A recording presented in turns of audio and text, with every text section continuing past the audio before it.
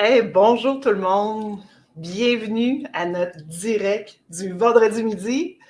Dans le cadre de nos entrevues avec les gens de l'automobile qui ont tous à cœur de redorer la réputation dans l'automobile, aujourd'hui, on a l'honneur d'accueillir Yann Samiouchi. Alors, merci Yann. C'est moi qui te remercie, Geneviève. Merci Rachel. D'avoir accepté ta invitation parce que Yann, j'ai l'impression que ça va être un élément très important dans les années à venir pour faire en sorte que l'industrie de l'automobile va avoir une meilleure réputation. Bien, on va travailler fort là-dessus, assurément. Merci de me recevoir vraiment. Pour moi, c'est un honneur. J'ai vu ce que vous faites. On s'est parlé à quelques reprises là, dans les derniers temps. Puis, je pense qu'on a une communauté de valeurs et d'intérêts très, très précises. Puis, pour moi, qui fit bien ensemble. Et exceptionnel. Alors, pour moi, c'est naturel d'accepter votre invitation. Vraiment, ça me fait énormément plaisir. Alors, bonjour Rachel. Bonjour Geneviève. Et on salue tout le monde qui nous écoute en live. Et pour ceux qui nous écoutent en rediffusion, s'il vous plaît, #replay, comme ça, on va savoir que vous nous avez écoutés, mais par la suite. Exact. Puis là, j'ai mon téléphone, pas que je suis impolie, mais on a un Télissimo qui nous aide puis qui va nous envoyer tous les commentaires, les questions que vous avez. Donc, allez-y si vous avez des questions pour Yann. Désolé, Yann, c'est que tout le monde t'appelle Yann. Absolument. T'es un homme tellement important. Puis, je ne veux pas changer ça. Puis c'est important pour moi, puis pour l'équipe aussi que je représente et que je dirige aujourd'hui, d'être accessible. Puis ça a fait notre force au fil du temps, la Corporation des concessionnaires, d'être directement en lien avec nos concessionnaires, les membres qu'on représente. Pour moi, Yann, il n'y a pas d'autre nom pour moi. Fait qu'appelez-moi Yann, tout le monde, vous savez, vous m'appelez Yann depuis longtemps, depuis 15 ans désormais. Alors, continuez. Le nouveau rôle ne change rien à ça. Puis là, j'ai des petites questions plus personnelles parce que c'est le fun d'apprendre à connaître vraiment c'est qui le président de la corporation. Puis, j'ai eu l'honneur d'y parler un petit peu, d'apprendre à le connaître un peu. Donc, ça fait 15 ans que tu es à la CCAQ. Avocat de métier, hein? Exact, absolument. Alors, j'ai commencé comme avocat. J'ai travaillé dans les grands bureaux nationaux auparavant. J'ai été à mon compte aussi. Grands bureaux nationaux, j'ai travaillé pour Fasken Martineau, là, ceux qui sont dans le droit connaissent. Puis, j'ai été à mon compte un certain temps aussi. Puis, j'ai eu un appel à un moment donné qui émanait justement de chez Fasken Martineau parce que la corporation, on était client de ce bureau d'avocats-là. Et là, ça fait 15 ans aujourd'hui. Puis l'appel, c'était ni plus ni moins, écoute, Yann, ils veulent créer un contentieux pour différents dossiers qui étaient à l'externe, qui veulent le rapatrier à l'interne, parce qu'on a cette philosophie-là, nous, à la CCAQ, de faire les choses par nous-mêmes le plus possible. Alors, à ce moment-là, on m'a offert de participer à une entrevue. J'ai dit, je vais aller voir d'un coup qu'il y aurait de l'intérêt. J'habitais Montréal à ce moment-là. Pour moi, c'était un retour dans ma ville mère, c'est-à-dire la ville de Québec. Alors, j'étais super intéressé à voir ce que la corporation était, ce qu'elle avait à offrir. Mais le principal intérêt initial, c'était OK, c'est une association qui représente une industrie importante au Québec. Là. Oui. Puis je ne veux pas qu'on rentre dans le corporatisme aujourd'hui, mais reste qu'on fait tourner 20 milliards dans l'économie du Québec. 20 Alors, milliards. pour moi, 20 milliards. C'est énorme, c'est la deuxième industrie. Hein? Deuxième force économique du Québec, exactement. Fait que pour moi, comme avocat qui est à la base un très grand curieux, OK, je l'ai dit avant qu'on rentre en ondes, je lui ai dit là, normalement, c'est moi qui pose une multitude de questions. Là, je me les fais poser, ça me fait plaisir. Mais j'ai cette déformation professionnelle de part du fait que je suis avocat, je pose des questions, je suis en interrogatoire, j'étais en interrogatoire dans certains cas, à interroger des témoins et tout ça pour faire évoluer des dossiers, pour gagner des procès. Alors, j'ai tendance à poser des questions, mais en plus, je suis un Christi curieux. Les gens autour de moi le savent. C'est signe d'intelligence. Je m'intéresse à tellement de choses, Geneviève, t'as pas C'est vraiment signe d'intelligence. Puis, je dirais que c'est ce qui fait que 15 ans encore aujourd'hui, je suis dans l'industrie automobile parce que c'est une grande industrie, il y a beaucoup à savoir, elle évolue constamment et quotidiennement. Nos pratiques évoluent et le consommateur évolue, les modèles d'affaires vont évoluer, le produit évolue d'une manière skyrocket. Donc, je n'ai pas fini d'être curieux, même si je suis dans l'industrie depuis 15 ans. Oui. Alors, c'est ce qui m'a amené dans l'industrie, c'est ce qui fait que je le suis encore. Puis dans un rôle qui est différent aujourd'hui, qui me plaît beaucoup. Je trouve que c'est un excellent timing là, en 2022 en fonction de tout ce qui se passe, de tout ce qui s'en vient aussi. Parce que dans les 2 dernières années, avec tout le COVID, ça a changé énormément l'industrie de l'automobile. Oui. C'est incroyable. Absolument. Ça a permis de faire des constats, je pense. Ouais. Du côté des concessionnaires, ils ont appris à, avoir des opérations un peu plus lean à certains égards. à gérer les inventaires, évidemment, d'une toute autre façon, si on peut parler d'inventaire. Oui. Là. À gérer le nombre d'employés aussi. Les employés, absolument, puis une approche différente avec les employés, puis peut-être une prise de conscience aussi de l'importance de ces employés-là. Puis tu sais, les focus des dernières années ont été beaucoup sur l'attraction de nouveaux talents dans l'industrie. Et je dois dire une chose, peu a été fait au niveau de la rétention. Puis, vous le savez, même en termes de vente, là, un dollar investi en rétention, en fidélisation d'un client est pas mal mieux investi quand aller faire de la conquête, aller chercher des nouveaux. Mais c'est la même chose pour les employés. Puis, je ne vois pas ça comme une relation transactionnelle, une relation employeur-employé. Au contraire, ce n'est pas du tout ça. Mais reste qu'on doit investir. Ce n'est pas nécessairement de l'argent. Ça peut être de l'argent, mais je dirais du temps pour faire croître notre force de travail, pour s'assurer que cette force de travail-là soit dans un milieu de travail sain, adéquat, mais enrichissant aussi et à tout niveau. On va parler d'argent, je l'exclus, ce n'est pas ça d'important pour les fins de l'exercice, mais enrichissement personnel. Comment, comme professionnel de l'automobile, peu importe le job que j'occupe, je peux continuer de croître, je peux continuer de me déployer, je peux continuer de grandir. Puis ça va être, selon moi, ce qui aura le plus d'impact dans les prochaines années. Oui. On va travailler fort à la CCAQ, puis on a des initiatives pour aller chercher des nouveaux talents. D'ailleurs, on fait même du recrutement international. Mais la solution globale ne passe pas par ça. Pour moi, c'est un peu l'aide de dernier recours. On va mettre des focus aussi sur la rétention. Puis la rétention, selon moi, passe directement par la progression professionnelle de chacun des individus. Ouais. Les gens qui stagnent, un jour débarquent, puis ils se tannent. Ils ne savent pas pourquoi, à un moment donné, ils sont moins heureux au travail. Puis ils décident d'aller dans une autre industrie. Ouais. On est dans une industrie quand même, surtout au niveau des ventes, où nous, on appelle à des talents mous. C'est-à-dire pour être en vente, tu n'as pas besoin d'avoir fait des études pour ça. Hein? On s'entend. Oui. Ça prend un talent, quelque chose qui est intrinsèque, mais ce talent-là, malheureusement, peut aller aider d'autres organisations. Ouais. Tu peux vendre autre chose, mais tu peux aussi, à la limite, aller dans le public, faire des relations publiques parce que tu as une approche de te présenter agréable, tu es relationnel. Alors, c'est le fun, mais en même temps, c'est un peu notre défi parce que ces gens-là peuvent aller travailler ailleurs. Ouais. Alors, comment faire en sorte qu'un talent qui arrive chez moi demeure chez moi? Oui, demeure chez moi, puis elle a le goût de rentrer aussi dans l'automobile. Hein? Elle a le goût, c'est les deux. Il faut travailler sur les deux piliers, mais je pense que le dollar investi pour maintenir ma force de travail actuelle est mieux investi. Puis où je l'investis? Dans la croissance, dans la professionnalisation, dans la fierté de l'individu à travailler pour moi. Puis que ce soit un directeur commercial, une directrice commerciale ou un vendeur, c'est important, la fierté. Ouais. Parce qu'avec la fierté vient la posture aussi. Ouais. Comment je me présente devant le client. Ouais. Moi, je suis un professionnel de l'automobile. Je suis là pour vous conseiller, madame, puis savez-vous quoi? Je suis la meilleure personne au monde pour vous aider là-dedans. Vous avez beau chercher, mais moi, je suis embauché par un concessionnaire qui investit, OK, dans ma croissance, dans ma professionnalisation. Mais c'est comme ça que je me présente devant vous. J'en suis fier. Puis faites-moi confiance. Vous allez avoir une belle transaction avec moi. Vous allez avoir une expérience client formidable. Alors, c'est ça qu'on va vouloir viser, puis il va y avoir beaucoup d'investissements à la CCAQ dans les prochaines années là-dedans. Beaucoup. Pour rendre l'industrie, dans le fond, plus professionnelle, plus compétente. Pour, tout à fait. C'est pas qu'on ne l'est pas. C'est qu'il y a un potentiel de croissance énorme, je vais le dire comme ça. Ouais. puis moi, je suis comme ça. Les gens qui me connaissent le savent. Je suis un sportif. Ça vient avec des qualités, ça vient avec des défauts. C'est-à-dire que je suis toujours axé sur comment aller un peu plus loin. J'ai tendance, dans toutes les sphères de ma vie, personnelle, professionnelle, sportive, d'essayer d'aller toujours un peu plus loin et plus rapidement. Mais c'est ça. Quand je dis que des travers, des fois, il y a des choses qui prennent du temps. Geneviève, Rachel, vous le savez. Mais j'ai cette philosophie-là. Les gens chez nous le savent. Vous avez vu, vous êtes arrivés ici. D'ailleurs, on était à la CCAQ. Oui. On l'a pas dit.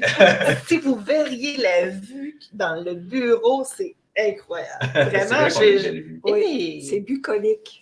Pour situer les gens, on est situé sur Grande Allée, coin Salaberry, puis là, les fenêtres qu'on a devant nous donnent sur les Laurentides. Là, c'est un peu brumeux aujourd'hui, mais on a une belle vue, effectivement, sur la ville de Québec et les Laurentides. Alors, je disais donc que vous avez vu un peu, comment vous avez trouvé votre expérience d'arriver ici à la CCAQ ce matin?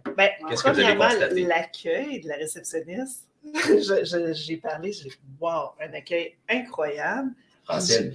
Je t'engagerais pour donner des cours aux gens dans l'industrie pour vraiment faire un accueil où on sent, wow, on sent on se sent vraiment bien accueillis dès l'entrée. Dès l'entrée, Merci, puis bon, oui. avec Une Mais là, belle André, viens pas marauder, non. viens pas marauder Francine, Geneviève. Ben, après faire une petite formation de 5-10 minutes. Ça, oui. Moi, j'ai une question, Yann. Oui. Si j'ai bien compris, dans le fond, on parle comme de maximiser la culture de l'industrie automobile. Oui. Mais La rendre plus professionnelle. Oui, la rendre aussi. plus professionnelle, mais l'implication de la CCAQ va se traduire comment avec ce mandat-là? Très bonne question, Rachel. Si on la décline, cette implication-là de la CCAQ, puis on la précise, dans les faits, tout part par notre parcours d'excellence, puis par une standardisation de certaines pratiques. Ce qu'on veut faire essentiellement, là, je vais le résumer parce qu'on ne va pas rentrer dans le fin détail, mais je vais descendre quand même dans notre plan d'action. Il y a deux choses. On veut standardiser certaines pratiques au niveau des ventes et au niveau de la gestion du personnel aussi. Donc, pour nous, il y a toujours un corrélaire. C'est une chose de standardiser nos pratiques, mais ça vient toujours aussi par une augmentation de notre niveau comme concessionnaire en gestion du personnel, en RH, ni plus ni moins.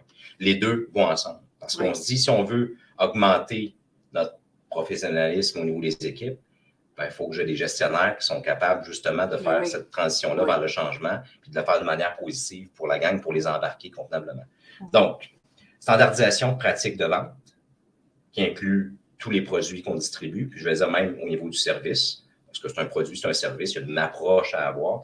Standardisation. Donc, on veut définir très clairement quelles sont les exigences pour obtenir finalement une certification CCAQ. Okay. Les exigences, on va les placer un petit peu au-dessus de la loi. Pourquoi? Je suis avocat. Je sais c'est quoi la loi. Là, je vais être... je ne vais pas redorer ma profession, je vais faire attention tout de même, je vais être équilibré. Mais la loi, malheureusement, c'est devenu dans le temps un outil de travail pour les avocats. Je m'explique. La loi, elle est interprétable. Et c'est pourquoi, malheureusement, les tribunaux sont engorgés actuellement. C'est qu'il peut toujours y avoir deux positions, deux interprétations à une loi. Alors, on veut faire en sorte qu'il n'y en ait plus d'interprétation. Parce que ça donne parfois des mauvaises pratiques. Oui. Ça peut donner des dossiers qui deviennent publics, qui nous font très mal à l'échelle, à la grandeur de l'industrie. Donc, en le plaçant un peu au-dessus de la loi, en mettant des standards qui ne sont pas sujets à interprétation très clairs. Voici, on fait ça comme ça, on ne fait pas ça comme ça. Ça fait en sorte que tous les concessionnaires vont fonctionner sur, je vais le dire en anglais, à défaut d'avoir l'équivalent français, mais sur un leveled playing field. Y a-t-il un équivalent français? Non. Non. Bon, avec les mêmes règles, les mêmes standards. Moi, je le résume, il y a des bonnes pratiques, les voici. Voilà, tout simplement. Voici les bonnes pratiques à respecter dans l'industrie. Oui, donc ça, c'est la première couche. Est-ce qu'on aurait un exemple? Oui, on va en donner un. Oui. On ne peut pas facturer un service qui n'a pas été requis par le client. OK. Clair. On ne passe pas par 10 chemins pour dire ce qu'on veut. La loi, c'est ça. Hein? Il y a des légistes qui rédigent les lois. Alors, malheureusement, ce n'est pas un langage commun. C'est un langage juridique. Puis le langage juridique, malheureusement, peut parfois être sujet à interprétation. Mais nous, on va le dire directement puis clairement comme ça. Alors, le standard. Deuxième niveau, le savoir-être. Et ça, je sais que vous êtes très forte là-dedans. Vous faites des initiatives, puis j'ai vu un peu ce que vous faites. C'est formidable, continuer, parce qu'on ne pourra pas faire ça seul. On a besoin de tous les intervenants de l'industrie pour en parler, pour nous aider là-dedans. Mais on veut évidemment faire un parcours d'excellence en savoir-être. C'est quoi l'approche client qu'on devrait avoir pour faire en sorte que l'expérience soit adéquate? Alors, on veut s'impliquer là. Ça part de soi. Ça part, si tu es bien dans ton rôle, si tu as toutes les connaissances que tu as besoin pour faire ton rôle comme il faut, bien, ça va transparaître avec un client. Exact. Là où on ne veut pas aller nécessairement, c'est directement dans le savoir-faire. Ouais. Parce que des choses qui sont bien couvertes déjà par l'environnement de formation chez les concessionnaires. Donc, il y a 3 couches, là, savoir-faire, savoir-être, les standards, là, nous qu'on a ajoutés, c'est les 2 autres couches. Donc, savoir-faire, on ne veut pas nécessairement aller là, tant d'un point de vue technique que de vente. Il y a des choses qui doivent être dessus, là, qui sont des... Bien, tu sais, moi, j'ai déjà posé des questions. Pourquoi une esthéticienne, puis c'est sans rien enlever aux esthéticiennes, pourquoi elle a une formation plus longue à faire qu'exemple un directeur commercial? Oui. Pour moi, ça n'a pas de sens parce qu'un directeur commercial joue avec le crédit des gens à tous les jours. Oui. Un directeur commercial, bon, a à respecter tout ce qui est en règle avec la conformité de l'AMF, mais a à respecter aussi les règles au niveau de l'OPC.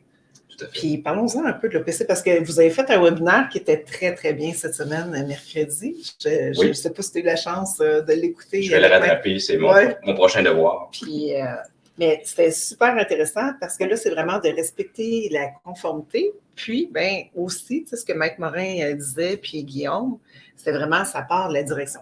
Oui. Oui. Il faut vraiment que la direction ait... Oui. Vas-y. Puis je veux rajouter, quand Geneviève, tu parlais de la formation d'une esthéticienne, par exemple, ça peut être... puis je vais prendre même au niveau je vais prendre avocat, ingénieur, médecin, fiscaliste, comptable. Déjà, ils ont une formation, ils ont une accréditation. Puis en plus, ils ont moi aussi, je prendrais le tape comme un upgrade. La formation continue. Oui, exactement. Merci, Yann. Ouais. Mais pourquoi c'est pas comme ça dans l'automobile? Parce que est-ce qu'on ne se voit pas comme des professionnels d'avant? Peut-être la lacune part de là. Absolument. Fait que ce soit, un conseiller aux ventes ou un directeur commercial, ben, il faut qu'il y ait une accréditation. Puis juste le crédit, pas que le conseiller aux ventes, c'est moins, mais le crédit, c'est énorme. Fait que, sans accréditation, pour moi, c'est pas logique. C'est pas juste le crédit. Tu sais, je parle des fois avec des directeurs commerciaux, puis exemple, entre c'est quoi la garantie légale sur un véhicule et la garantie du manufacturier, mais ils ne savent pas c'est quoi la différence. Donc, si tu ne sais pas c'est quoi la différence, bien, il y a un problème parce que ce n'est pas la même chose. Vous avez raison. Puis avec la connaissance, vient justement, puis c'est comme ça que tu l'abordes, Geneviève, vient la posture qui va avec. On se sent mieux outillé à faire face aux différentes questions. Puis au final, il ne faut vraiment pas le perdre de vue, c'est le consommateur qui va en bénéficier.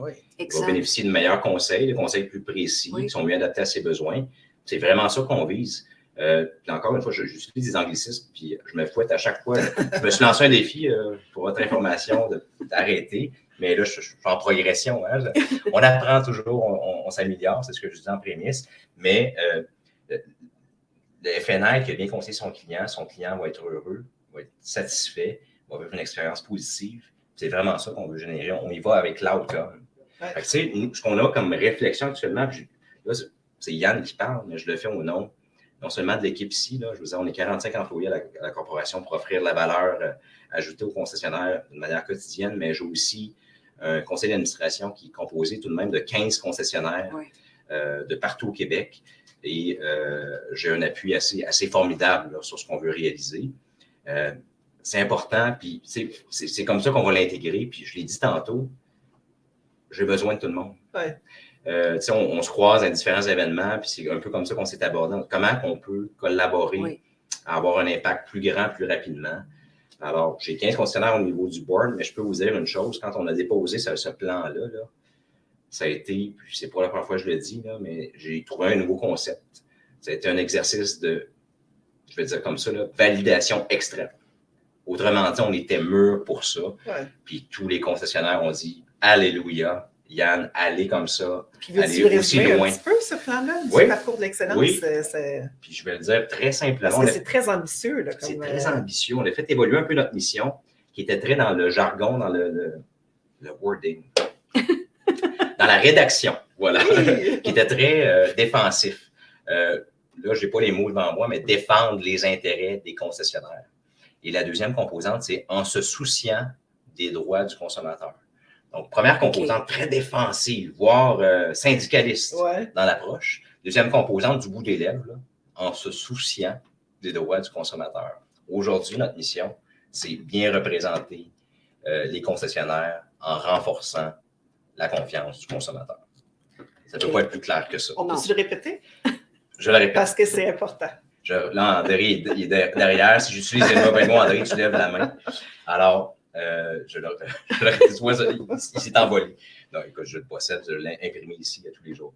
Alors, bien représenter les concessionnaires en renforçant la confiance du consommateur. C'est direct. Les deux, pour nous, aujourd'hui, sont interreliés et ça ne passe pas strictement par une défense des intérêts. Ça passe finalement par une transformation de nos façons de faire pour aller gagner ensuite la confiance du public. Et ce n'est pas une campagne de relations publiques. J'insiste là-dessus. On veut le faire. Tu veux que ça fonctionne. Pour vrai. Yes! Alléluia! Puis ceux qui sont sur le board, on va dire les 15, est-ce que tu sens qu'il y a une ouverture à sortir de leur zone de confort et à peut-être apprendre à faire les choses autrement. 100%. Wow! 100%. Bon, là, j'applaudis. On l'applaudit une deuxième fois. Mais je dois dire une chose, Rachel, puis tu mentionnes quelque chose. On s'est questionné, c'est quoi le... Mettons qu'on est en 2025. Oui. C'est un plan sur 3 ans. Oui. On est en 2025. Le concessionnaire idéal, il ressemble à quoi? Oui. C'est quoi ses composantes principales? Ouais. C'est ça la première question qu'on s'est posée. Oui. Puis, on n'a pas encore la solution complète. OK? On travaille là-dessus, ça va être ça les 3 prochaines années. Mais on s'est dit une chose. Le concessionnaire idéal, c'est celui que le client n'a aucune crainte de traverser la porte. Oui. OK? Ça, Oui. ça Voyons va être, ça simple. ça va être Oui. fantastique. Oui. Tu sais, que vraiment un client, parce que j'ai plein de gens qui me parlent, tu as plein de gens qui te parlent, puis l'expérience d'achat n'est pas toujours le fun. Ils ont toujours peur. Ah, je vais-tu me faire avoir? C'est plat. C'est plat. Fait que là, bon, si vous arrivez avec, exemple, une certification où tu es certifié CCAQ, si tu respectes, puis il va y en avoir, j'imagine, énormément de trucs à respecter, bien, ça va être plus sécurisant pour les clients de OK, là, je sais qu'en allant là, ben, je n'aurai pas de frais d'administration, je n'aurai pas de ci, je n'aurai pas de ça. Tu sais, je vais avoir une belle transaction où on va. Exact. Merveilleux. Puis je dois dire, puis j'insiste là-dessus, parce qu'on a tendance des fois à s'auto-flageller, puis on l'a fait pas mal dans les derniers mois. Tu sais. Mais le concessionnaire Sinon, idéal. c'est les journaux ou la Sinon, c'est les journaux, ou oui. Très bon point. On s'entend, puis il y avait raison de le faire dans différents moments, puis c'est correct parce qu'il faut reconnaître qu'on a un problème avant de dire on va faire le changement. Hein. Oui. Fait que ça a été une claque d'en face, c'est certes. tough dernièrement. Il y a quelques émissions qui ont été plates. Oui. Puis on peut questionner l'approche. Puis c'est pas l'ensemble des concessionnaires. C'est ça qui est plate. C'est seulement certains. Oui. Puis là, ben, ça détonne sur tout le monde qui veut travailler bien. Fait que je suis d'accord, mais je me fais un devoir, puis je le dis autour de moi. Lançons pas la première pierre. Non, il y a des gens qui ont fait les frais de par leur exposition, de par différentes raisons, en fait. OK, puis je ne dis pas qu'il était mieux ou pire que d'autres, c'est pas ça le point. Mais pour moi, la gestion du changement, c'est d'abord une conscience de ce qui se passe chez nous en premier lieu. Alors, tu sais, c'est facile de dire, c'est pas finalement l'enfer, c'est pas moi, c'est les autres. C'est très facile. Puis moi, ce que j'aimerais finalement, c'est que collectivement, on prenne tous conscience de ce qui se passe chez nous parce que c'est là-dessus qu'on va avoir l'impact. Puis ça serait le fun d'avoir une table ronde avec, bon, c'est quoi les bonnes pratiques à respecter dans l'industrie? Oui, bien ça va. Vraiment. Tu fais bien de le mentionner. Parce que c'est ça, je te disais ma difficulté. Je disais à ma gang, je disais, on est bon, on est fin, on réfléchit, on a une vision à très long terme, nous autres, de l'industrie. Puis c'est notre rôle, la CCAQ, d'avoir cette vision-là. Mais j'ai dit une chose, par contre. Il faut faire attention, il faut être prudent. On est dans des super beaux bureaux sur Grande Allée au 7e étage. Au 7e étage, tout de même, avec une belle vue, mais au final, ce n'est pas nous qui allons déterminer à nous seuls quels seront les standards. Alors, notre objectif à très court terme là, pour Q1 2023, c'est d'avoir des comités de travail, tout simplement, qui vont être composés essentiellement de concessionnaires, oui, de gens ici de la CCAQ, mais principalement de concessionnaires. Donc, on va le déterminer ensemble. Puis, pourquoi? Parce que les réponses, on en a plusieurs déjà. Soyons honnêtes, là, on va en proposer. Mais l'idée, on est en gestion du changement ici. Ouais. Le changement, ça ne s'impose pas. Ouais. Ça se vit, ça s'embarque, ça s'inspire, voyez-vous le champ lexical dans lequel on entre. Alors, on ne veut pas, nous, devenir la police de jour 1. Non. Savez-vous quoi? On pourrait. On aurait moins d'impact que si on embarque notre monde et on le fait de la bonne façon. C'est Alors, c'est ça nos objectifs en réalité. Alors, la concession du futur, je vais vous dire une chose, elle existe. On va avoir des bons exemples aussi à présenter. Parce que c'est ça aussi la gestion du changement. De pouvoir bien figurer notre objectif. Puis s'il existe, puis dans l'eau, les 890 concessionnaires, on va le montrer. Puis je dois dire, récemment, j'ai parlé à beaucoup de concessionnaires. À chaque fois que je vois quelque chose popper sur un réseau social, exemple, j'ai gagné le prix Wolfsburg de Volkswagen. Puis des fois, il y en a qui sont très forts dans les réseaux sociaux. Ça a été, je l'ai gagné en fonction de ma gestion des équipes ou de la vision que j'ai implantée dans mon organisation. Moi, j'appelle ces concessionnaires. Oui, il faut s'inspirer de ceux qui. Je le dis, on prend un café 5 minutes. Normalement, je dis 5 minutes, mais ça dure 1 heure. Ça dure tout le temps 1 heure. Je suis désolé, je m'excuse. Fait que ça vous donne un signe, il y a un café. Là. Il y a un café, exactement. On va être 1 heure ensemble. Alors, le fait étant qu'il existe, puis il y a des belles affaires qui se font. Puis, on va vouloir les mettre de l'avant, pas pour le grand public pour le moment, mais pour les autres concessionnaires qui férient. Comme je vous ai dit, ce n'est pas une campagne de relations publiques. On veut transformer l'industrie, C'est du vrai, c'est du réel, c'est du tangible, c'est du fondamental. Alors, quand on va communiquer sur nos réseaux sociaux, dans nos communications, dans la revue Contact, on va le faire dans une perspective inspirer les autres concessionnaires. Ouais. Puis je dois dire qu'on a quand même certains actifs historiques à CCAQ qui me permettent de croire qu'on est la bonne organisation pour faire ça. Je vais vous donner un exemple. La bonne organisation, puis je dirais le bon président aussi. Ah ben là, c'est gentil. C'est trop d'honneur pour moi. Non! C'est gentil. Non. T'es le bon président parce que j'ai vraiment l'impression que tu vas amener beaucoup plus d'éthique, que tu veux amener de l'intégrité, de part aussi de où tu viens. Tu sais, on a parlé un peu, une maman québécoise Tremblay et un papa qui est chinois. Ben, je suis fils d'immigrants, mais mon père, puis on s'en est parlé, c'est drôle, mon père est un Chinois d'Afrique. Alors, mon père est né à l'île Maurice, a passé son enfance à Madagascar. Mes grands-parents paternels sont natifs de Chine, bien sûr. Et mon père, qui est né dans finalement une colonie, une ex-colonie française, parle français impeccable, c'est sa langue maternelle. Il a commencé sa vie en parlant le français, ensuite le cantonais. Mais il est venu étudier à l'Université Laval à l'âge de 17 ans, où il a rencontré ma mère, Mme Tremblay. C'est vrai? Francine. Et voilà. On les salue. On les salue. Le maman, le papa.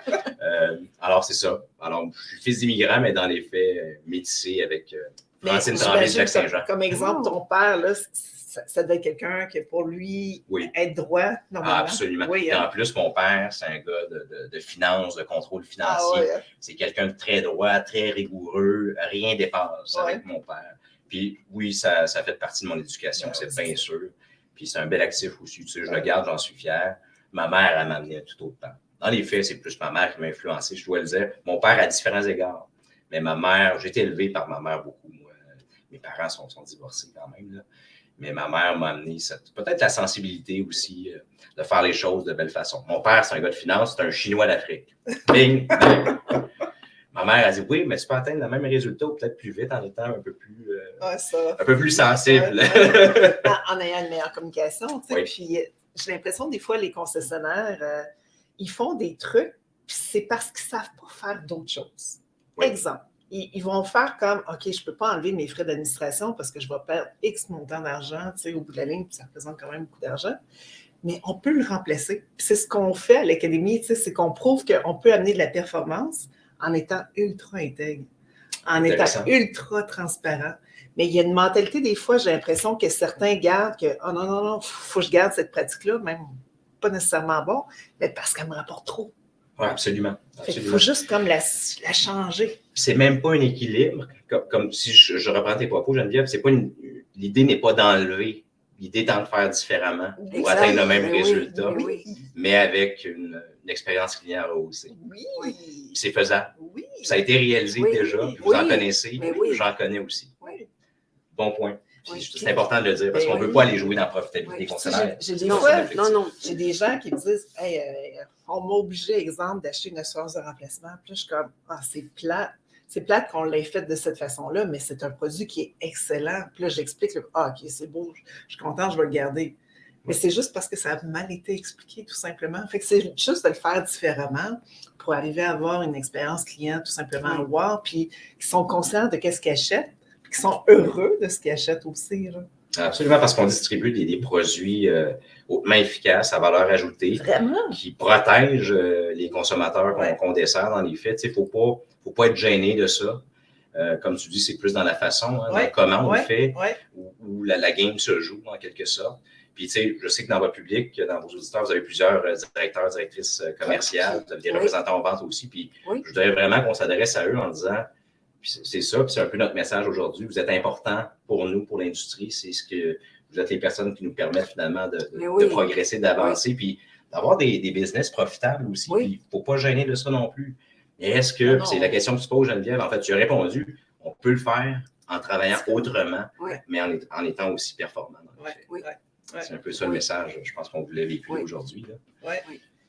On va regarder justement les messages. On a-tu des commentaires? On a Stéphanie qui dit « Bon, merci à mes magnifiques collègues de nous faire découvrir Yann, un homme inspirant, avec un plan pour aider notre profession à atteindre l'excellence. » Parlons-en de l'excellence. Comment on la définit? Hein? Oui! Comment on la définit? Mais Yann, je débuterai en disant que tu as dit un mot que j'aime beaucoup. c'est la conscience. Puis, je ne sais pas, c'est peut-être ça que ta mère t'a enseigné aussi. Quand on est conscient de qui on est, conscient de l'impact, conscient de la responsabilité de nos connaissances, juste le mot conscient, l'impact peut être grand, mais si un concessionnaire, mais on en a déjà discuté, ça part de la tête dirigeante. Oui. Toujours, parce que Oui. j'ai déjà vu, exemple, former très bien un directeur commercial, directeur financier, directeur des services financiers, peu importe le nom, puis arriver en concession puis se faire dire non, on fait ça de telle façon. Même s'il y avait eu la bonne information au départ. Puis ça, au niveau du crédit, bien, il y a plein de trucs à travailler. Il y a plein de mythes. Il y a plein de trucs. Tu sais, avec les années, ça fait juste 25 ans que je suis dans le domaine, là. Augmente un petit peu son salaire, comme ça va passer. Pas besoin de faire ça. Je comprends. Absolument. C'est un bon point. Ça vient de loin, mais il faut arriver à transformer ces croyances-là. C'est des vieux réflexes acquis à une certaine époque qui demeurent. Qui ont été transférés, tu sais, directeur d'occasion, exemple, pas le C, mais promouvoir de faire des trucs comme ça. Fait qu'il y a des... c'est au niveau des bonnes pratiques, dans le fond. C'est vraiment d'arriver, quelles sont les bonnes pratiques, qu'est-ce qu'on aurait pu faire. Puis juste au niveau du crédit, les banques, là, ils ont accès, là, des fois, carrément au slip de paye du client. Fait que ça donne quoi d'aller mettre un montant qui gagne, qui n'est pas bon? C'est un très bon point. Ben là, tu es très précise dans une pratique. Tu as fait raison, Geneviève, mais pour répondre aussi à la question initiale, le leadership, ça passe définitivement par là. Mais oui. Puis on a cette opportunité-là à la CCAQ, c'est qu'on est près de nos membres, mais près non seulement du leadership, mais des employés aussi. Du moins l'équipe de direction, je dirais, parce que vous le savez, on a un inventaire de services professionnels ici. Oui. Dans les faits, j'ai 6 avocats, j'ai 2 CPA, des comptables agréés, et 3 conseillères RH qui répondent constamment aux interrogations, aux questions, puis aux demandes de transformation des concessionnaires. Alors, on a cette capacité-là qui nous permet de parler quotidiennement aux concessionnaires en titre, aux directeurs généraux, aux directeurs des ventes, aux directeurs du service, parce qu'ils ont appris quand ils ont un besoin professionnel à appeler à la CCAQ. Alors, quand on veut avoir de l'impact, il faut utiliser tous nos actifs, toutes nos ressources, tous nos collaborateurs, bien sûr. Et en premier lieu, au front, on a nos services professionnels. Eux-mêmes, là, dans leur posture face aux clients, ils ont acquis désormais une posture un peu différente en disant on veut te donner la bonne pratique, puis on veut que ça soit pérenne dans le temps. De plus en plus, on va vouloir, quand on a une opportunité, un concessionnaire qui nous appelle avec une difficulté, y aller sur le long terme. OK, il t'arrive ceci, je vais t'aider. Mais sur le long terme, voici comment tu pourrais t'outiller à l'intérieur de ton organisation pour que dans le temps, tu n'aies plus besoin de m'appeler pour la difficulté. Parce que là, ça, si je ne me trompe pas, c'est réactif. Oui. Le concessionnaire, il y a un issue, là, une problématique. Oui. Moi, ce qu'on souhaite, qu'on rêve, c'est qu'on soit proactif et non réactif. Puis, dans mes rêves les plus fous, ce serait que dans les membres dont tu parlais tantôt, on fasse un projet pilote, des concessionnaires qui sont prêts à faire les choses différemment, passer de la performance à l'excellence, puis un programme détaillé pour aller, je reviens à mon conscient, d'être conscient de la réalité de là. Puis souvent, ça... C'est vraiment d'aller à un autre niveau, d'offrir une expérience client, tout simplement. Oui, parce qu'aujourd'hui, l'automobile, c'est plus... moi aussi, ça fait 25 ans, fait qu'on a vu le changement, mais aujourd'hui, ça prend des métacompétences pour gérer une équipe des ventes. C'est plus t'es bon vendeur, hey, sais-tu quoi, Bodé, on te place dans le bureau du directeur des ventes. C'est pas parce que t'es bon vendeur que t'es nécessairement un bon gestionnaire. Fait que pour ces métacompétences-là, puis c'est pas un jugement, mais je doute qu'un concessionnaire en titre soit en mesure de coacher puis d'amener son équipe à un autre niveau. J'apporterai un certain bémol. Oui. 2 choses. Tu as parlé de projet pilote, Rachel. Oui. On va faire un projet pilote, mais on va le faire à l'échelle du Québec. Juste 890 concessionnaires. Moi, j'appelle ça un projet pilote à la sauce Yann Samiucci puis CCAQ. J'assume ça, puis on va le faire. Ne t'en fais point. D'un point de vue compétence de nos leaders d'organisation concessionnaires, je dois dire une chose. Je suis d'accord avec toi. Mais je dois dire qu'on a une tendance en progression en termes de capacité et de connaissances parce que nos concessionnaires, d'un point de vue académique, nos releveurs, nos jeunes concessionnaires, ceux qui reprennent souvent l'organisation, sont à peu près tous des gens qui sont allés à l'école, qui ont acquis ces métacompétences-là. qui cherchent aussi à progresser, qui ont, je veux dire, dans ces mots-là, puis je ne veux pas faire de distinction, je ne ferai pas d'âgisme ici, mais reste qui ont une vision, de par leur âge, un peu plus long terme de l'industrie. C'est une approche qui est en soi différente parce que ça fait en sorte qu'on n'est pas là pour, je vais le dire bêtement, mais vendre éventuellement notre concession à court terme à un grand groupe ou à une autre organisation. On est là pour opérer, nous autres, pendant des années. Alors, ça fait changer un peu la perspective. Puis je pense qu'en termes de métacompétences, pour utiliser tes mots, je pense qu'on progresse dans nos équipes de gestion tranquillement. Il y a encore il y a du chemin à faire encore, absolument, certes. On est là. On est là pour vous aider. Ben, c'est ça. Puis c'est exactement ce que vous faites aussi là, dans votre approche à l'Académie de formation. Puis je l'ai dit tantôt, on a besoin de tout le monde. On ne peut pas faire ça tout seul. Ben non, parce que le projet pilote, ben, c'est 890 concessionnaires.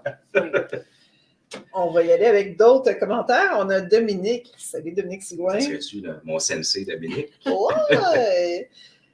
Bon, dénominateur commun, en effet, il disait ça souvent par le fait qu'on veut redorer l'industrie. Qu'est-ce qu'il nous dit aussi, Dominique? Il y en a un autre bon, Dominique. Là. Il veut vraiment. Oui. Il a vraiment à cœur d'amener l'industrie ailleurs. Vraiment, ça fait. On a des bonnes jasettes, Dominique et moi. Avec son entre-deux fins de mois aussi. Fait que ça va être le fun. Dominique dit, il n'y a qu'une règle à respecter pour être certifié, respecter les gens, nos clients et les employés. C'est bien dit. C'est bien amené. Ouais. C'est ça, je pense qu'il faut... Il y a ce niveau-là aussi de communication puis d'intégration des acquis. Tu sais, tu peux dire à quelqu'un exactement quoi faire, mais tu peux lui dire comment être, puis c'est un peu plus pérenne, c'est un peu plus large comme approche, comme impact. Oui, mon sensei, tu as tout à fait raison, Dominique. Sage Dominique, tu réussis à synthétiser tout ce qu'on a dit dans les derniers 45 minutes. Absolument. Absolument. Puis on a un Facebook user qui dit super rencontre, pas seulement de Yann Samyushi, Geneviève et Rachel, pas seulement des gens, mais des visions. Les visions, là. Tu sais, nous, notre vision à l'Académie est hyper claire. On veut, tu sais, hier, j'y en parlais justement à Rachel. Moi, j'ai tellement ma mission qui est claire, là, je veux aider à redorer l'industrie. Puis notre façon, nous, au niveau de l'Académie, c'est d'offrir des formations de bon niveau. Oui. À partir de la base jusqu'à les amener à un niveau d'élite. C'est ça qu'on est capable d'aider, mais ça prend plusieurs personnes pour arriver à réussir, un peu comme ma mission qui devient ta mission aussi. Tu sais, tu le dis dans tes mots, je le dis dans mes mots, mais on veut vraiment faire en sorte que l'industrie soit wow. On a le même rêve. Ouais. Puis si on le fait de manière éveillée, vous êtes déjà pleinement dans l'action. Je vous vois aller.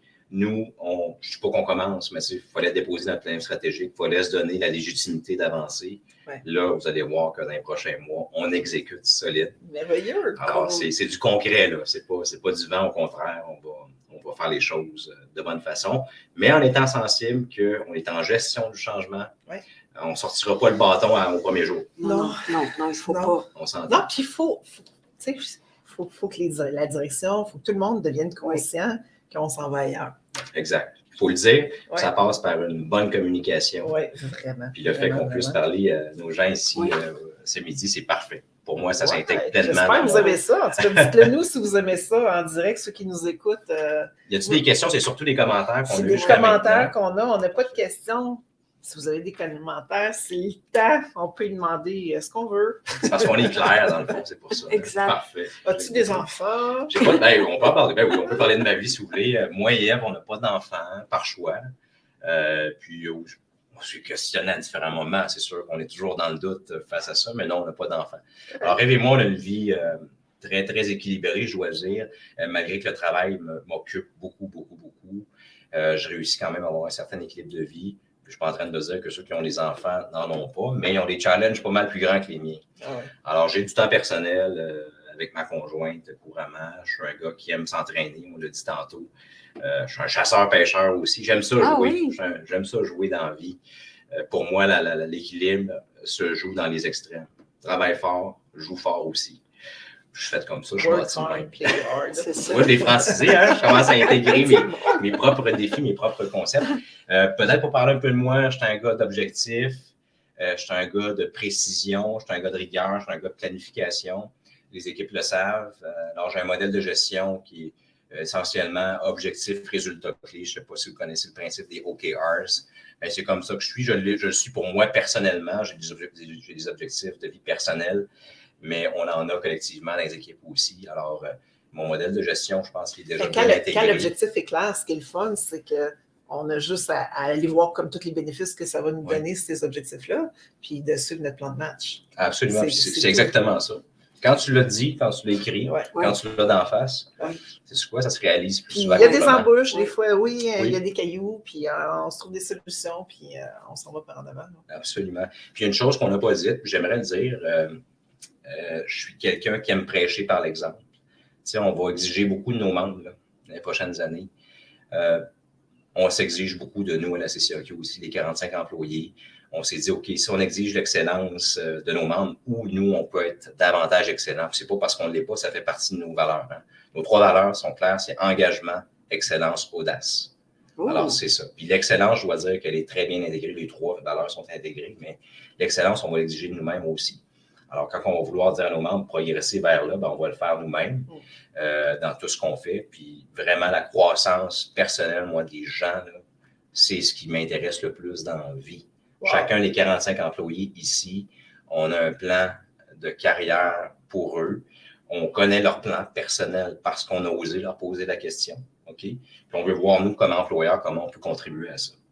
Puis pour moi, c'est ça. Si mes employés... Tu l'as dit d'entrée de jeu, hein? Quand les gens grandissent, ils sont heureux. Ils sont heureux, ils sont efficaces. Ils sont fiers de ce qu'ils font. Exact. Fait que pour moi, c'est ça, la CCAQ, puis c'est ce qui me plaît le plus. C'est ça, le Québec dans 3 ans. C'est simplement le Québec qui avance. C'est ça, le Québec qui avance, l'industrie qui avance aussi, puis... Parce que des fois, on rencontre un peu de réticence avec les concessionnaires. Alors, pourquoi j'investirais dans ma gang? Parce que je ne sais pas si je vais les garder. Je ne sais pas, ont-ils vraiment besoin de ça? On a une réponse. On sait que si tu n'investis pas, tu ne les garderas pas. Exact, on a une bonne réponse pour eux. Mais tu as raison, oui. Ces questions-là se posent. Parce qu'à un moment donné, on gère avec des bilans aussi. Je veux dire, on est en business pour faire de l'argent, puis bien ainsi. Alors, ces questions-là sont saines. Mais la réponse a évolué dans le temps. Puis ça, il faut le reconnaître aujourd'hui.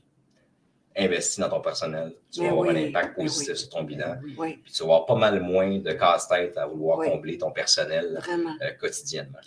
Pour avoir été dans des compagnies qui investissaient beaucoup d'informations, c'est tellement... Parce que moi, je suis une personne qui constamment apprend tous les jours. Fait que c'est très mobilisant, c'est très... pas inspirant, mais... Moi, je veux grandir tout le temps. Puis, je ne suis pas la seule au Québec là, qui veut grandir, là, qui veut s'améliorer, devenir la meilleure version de moi-même, autant comme maman, comme présidente de l'académie, comme formatrice, comme coach. C'est le fun de grandir. Puis des fois, il faut insuffler ce vent-là de « Hey, c'est le fun d'apprendre ». Oui. C'est drôle, je parlais, ce que tu me dis, ça résonne dans mon esprit. Je parlais hier les gens ne le connaissent pas nécessairement, mais au président de Jim Le Chalet, qui est un gym ici à Québec. Il donne des conférences et tout ça. Puis, je posé la question, pourquoi c'est difficile d'embarquer les gens dans un plan d'entraînement? Tu sais, c'est pour la santé, puis on le sait tout puis moi. Quand on le fait, on se sent mieux après. Puis la réponse a été candide, mais tellement directe et simple, puis ça avait tellement de sens. C'est parce qu'ils ne savent pas.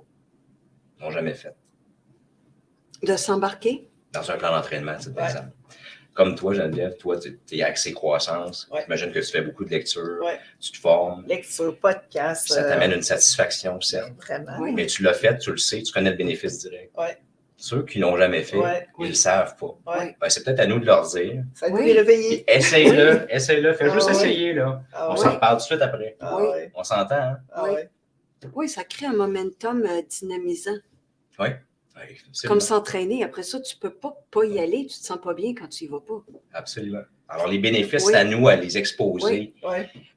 Puis, on a parlé de profitabilité, on a parlé de rétention de personnel, on a parlé d'engagement personnel, de consommateur plus fidèle, content de son expérience. C'est tout le bénéfice. Donc, c'est ça qu'on veut réaliser. C'est ça l'outcome, c'est ça le bénéfice.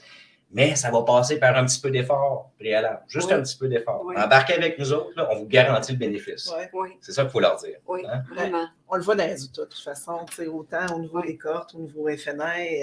Hier, on a rencontré un conseiller qui est dans les cohortes de conseillers, puis ils sont contents. Hey, j'ai fait ça aujourd'hui, puis j'ai vendu 2 chars. Ils en avaient vendu 2 juste en mettant un petit truc en application de plus. Un petit changement dans son approche. Ça a pas pris Ça n'a pas pris 2 semaines là, à faire ça pour vendre 2 autos de plus. Ça. Quand même, petit effort, C'est beaucoup d'aller d'impact. chercher comme Oui. des nouvelles Ah idées, ouais. de faire le petit plus qui fait en sorte que le consommateur en bénéficie. Nous, on est content de ce qu'on fait. On rend service aux clients. L'expérience client est le fun. Donc, la croissance puis l'excellence, c'est hautement satisfaisant. C'est ça le point. Exactement. Vraiment. Pourquoi ne pas embarquer? Hein? Exact. Oui, oui. On va contaminer le Québec au Oui. complet. Donc, projet pilote à l'échelle du Québec. Ouais. Petite province importante tout de même, mais je pense que c'est réalisable. Ceux qui nous écoutent, là, vous auriez besoin de quoi, vous pensez, pour apprendre? Tu sais, où il vous manque quelque chose? Là? C'est une bonne Oui. question, ça. Tu sais, c'est où vous dites ah, ça, je me sens pas assez compétent là-dedans, je me sens pas assez outillé. Mais je pense qu'en crédit, ça se peut-tu? Oh, Moi, il y a des gens qui m'ont parlé de ça. Il y a des trucs. Tu sais, il y a des choses qui s'exécutent un peu de manière robotique. Puis si on avait la compréhension derrière, peut-être que l'expérience serait la plus... compréhension, premièrement, des bureaux de crédit, comment fonctionnent les algorithmes de crédit Oui, aussi. oui. Tu sais, les gens, on n'a pas eu de formation à l'école, puis ça aurait été tellement important parce que les gens ne savent pas, autant les clients, souvent plusieurs directeurs commerciaux non plus ne le savent pas. Puis c'est hyper important parce qu'il y a encore là, il y a des mythes. J'envoie ma demande à 18 places en même temps, c'est pas grave, ça compte pour une demande. Pas tout à fait vrai, je comprends. Pas tout à fait vrai. Ça cause du dommage. Puis c'est non volontaire. C'est non volontaire. C'est juste qu'ils n'ont pas eu ça apporte aucune l'information. valeur. On le fait pour rien, en fait. Alors qu'on peut être plus précis. Je sais qu'il y a des manières de faire. On a je des connais formations pas, sur le crédit qui devraient être comme obligatoires pour de vrai. Une formation où tout le monde comme, a les bonnes bases. Puis après, s'ils veulent aller à un niveau d'expert, oui, on peut les amener à un niveau d'expert. C'est intéressant. Mais ça pourrait devenir un requis, en fait. Oui, oui vraiment. Oui. Oui, parce que comme directeur commercial, là, à tous les jours, tu te rentres dans les bureaux de crédit. Là. Tu te rentres dans le crédit en l'envoyant à l'analyse, à plusieurs analystes. C'est quoi qui est important aussi pour les analystes? Qu'est-ce qui fait que ça va faire comme un oui ou un non? Est-ce qu'on peut parler bêtement? Bon, là, on parle d'acquisition de compétences, de professionnalisation, de posture, on parlait de fierté, mais est-ce que le fait d'être outillé en matière de crédit te rend plus efficace et efficient aussi? Donc, oui, tu fais ton travail en moins de temps. Oh, oui, oui. Tu es fier, puis là, tu sais de quoi tu parles, puis tu sais ben oui, c'est sûr. Que des gains, on ne voit aucun négatif. Oui. Encore une fois, des gains à apprendre. Que des gains. Mais c'est ça le problème. C'est un petit effort à court terme. Passer quelques heures de formation qui sont non productives. On sait, on calcule nos gens de cette manière-là, puis c'est tout à fait correct. Non, tellement... Mais on gagne après sur le long terme. Oui. Petit effort, gain sur le long terme. Oui.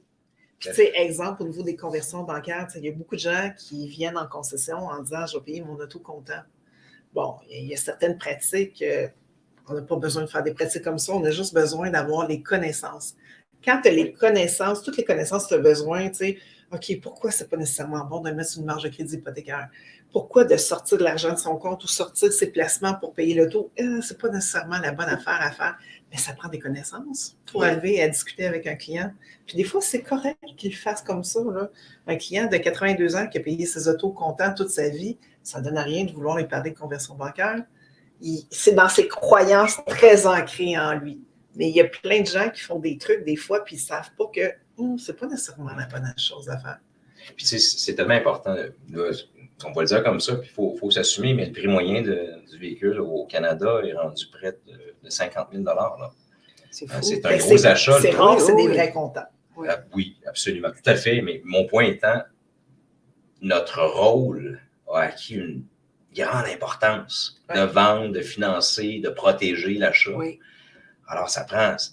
Il faut être responsable, il faut être à l'aise dans notre approche avec le client parce que c'est important pour le client, l'achat qu'il va faire chez nous. C'est souvent le deuxième plus gros achat qu'un Québécois, peu importe, un Canadien ou un Américain. C'est la plus grosse dépense parce que oui, la maison, c'est un investissement, mais une auto, c'est une dépense. Donc, absolument.